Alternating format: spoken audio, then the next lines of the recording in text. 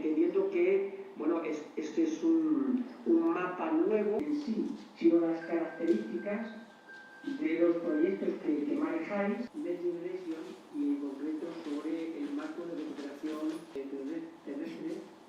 El objetivo de la reunión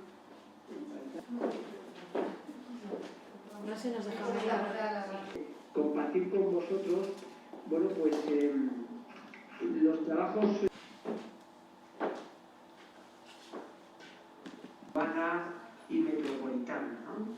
Entonces, ese es el primer objetivo, un poco que conozcáis, lanzar las iniciativas, las convocatorias y además conocer hemos llegado. Y en segundo lugar, lo que queremos es compartir con... Tamén trasladaremos que se manteña máis aló do ano 2020 ese fondo de compensación do transporte público de viaxeiros como consecuencia da caída da actividade, porque o certo, a caída da actividade vai a ir moito máis aló do ano 2020 e precisase seguir apostando por o transporte público e garantir os servicios e manter o emprego. E tamén na mesma liña de caída da actividade no transporte solicitaremos tamén un fondo similar ao transporte público e viaxeiros, ao transporte discrecional que está realmente nunha delicada situación e que precisa axuda ao respecto.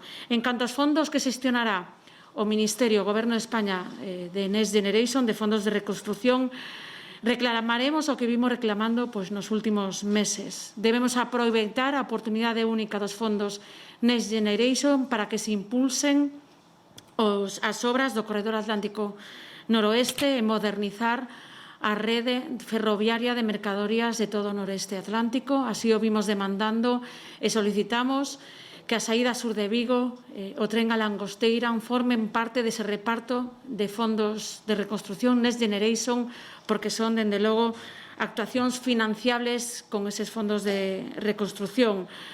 Nos vemos na obriga de insistir un trato igualitario con respecto ao corredor mediterráneo, o mesmo trato no corredor atlántico que no corredor mediterráneo, e que se realice un reparto equitativo dende o corredor mediterráneo e o corredor atlántico para aproveitar esos fondos Next Generation que tamén veñan a Galicia.